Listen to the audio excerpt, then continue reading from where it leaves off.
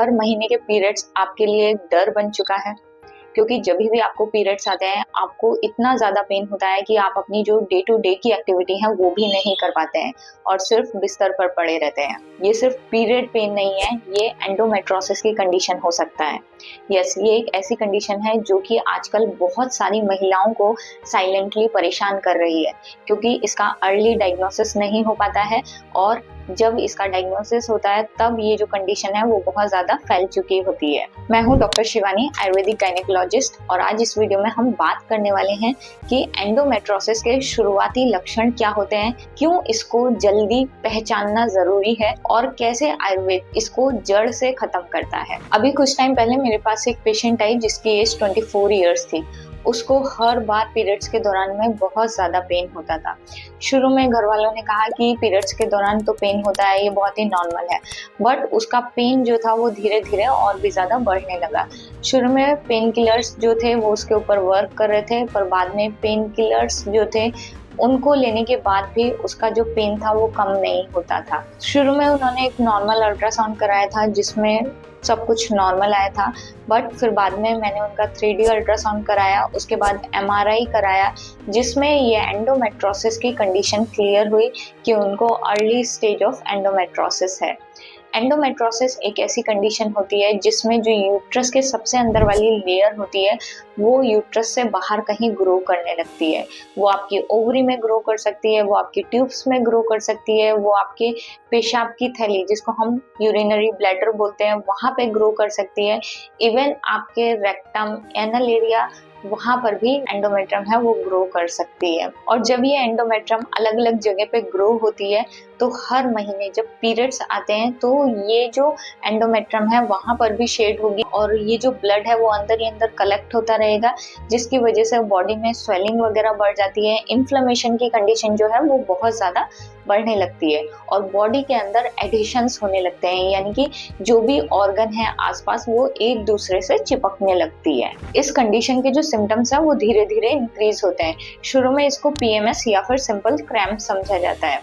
Periods के दौरान शुरू में हल्का हल्का दर्द रहेगा, बाद में इसके पेन की जो इंटेंसिटी है वो हर पीरियड्स में बढ़ती जाएगी, फिर इतना बढ़ेगी कि पेन किलर्स जो है वो भी उस पर एक्ट नहीं करेंगे। पहले जो दर्द रहेगा वो सिर्फ लोअर एब्डोमेन में रहेगा, बाद में ये जो दर्द है वो पूरे पेल्विक एरिया में भी हो सकता है और इवन लेग्स तक रेडिएट कर सकता है। इसी के साथ साथ में आपको गैस, ब्लॉटिंग, लोअर एब्डोमेन में हैवीनेस, इस तरह के सिम्टम्स भी दिखाई दे सकते हैं। जब आप रिलेशन रखते हैं तो रिलेशन रखते टाइम भी आपको पेन महसूस हो सकता है, जिसको मेडिकल टर्म में डिस्पेरेनिया की कंडीशन बोलते हैं। जब आप प्रेगनेंसी प्लान करने की सोचते हैं तो प्रेगनेंसी रखने में भी बहुत ज्यादा प्रॉब्लम आती है। अब हम समझते हैं कि आयुर्वेद कैसे एंडोमेट्रोसिस की कंडीशन को जड़ से खत्म करता है। तो आयुर्वेद में जो एंडोमेट्रोसिस कंडीशन है ये सिर्फ हार्मोन या फिर सिम्टोमेटिक तरीके से इसको ट्रीट नहीं किया जाता है, इसका जो डीप रूट कॉज है उस पे काम किया जाता है। ये जो कंडीशन है वो मेनली अराइज होती है आपकी बॉडी के अंदर वात दोष के इम्बैलेंस की वजह से, आपकी बॉडी में टॉक्सिन्स जमा होने की वजह से और रक्त धातु की इम्प्योरिटी की वजह से। आयुर्वेदिक ट्रीटमेंट जो है वो डिपेंड करता है कि एंडोमेट्रोसिस की सीवियरिटी कितनी है। अगर अर्ली स्टेज एंडोमेट्रोसिस है तो वो सिर्फ आयुर्वेदिक मेडिसिन से ठीक हो सकता है। अगर आपका एंडोमेट्रोसिस की कंडीशन काफी लंबे टाइम से है तो उसके लिए पहले जरूरी हो जाता है आपकी बॉडी को डिटॉक्स करना। इट मीन्स पंचकर्मा ट्रीटमेंट आता है, जिसमें जो बस्ती ट्रीटमेंट है वो मेन ट्रीटमेंट है एंडोमेट्रोसिस कंडीशन के लिए। जो भी आयुर्वेदिक मेडिसिन यहाँ पे दी जाती है या फिर जो बस्ती ट्रीटमेंट दिया जाता है वो आपके हार्मोन को बैलेंस रखने में हेल्प करता है, आपके बॉडी में जो टॉक्सिन्स, इन्फ्लेमेशन की कंडीशन है उसको कम करने में हेल्प करता है और ये जो एंडोमेट्रोसिस की ग्रोथ जगह जगह पर हो रही है उसको बैलेंस करने में, उसको धीरे धीरे कम करने में हेल्प करता है। आयुर्वेदिक ट्रीटमेंट के साथ साथ में जरूरी है आपका डाइट और लाइफस्टाइल में चेंज करना।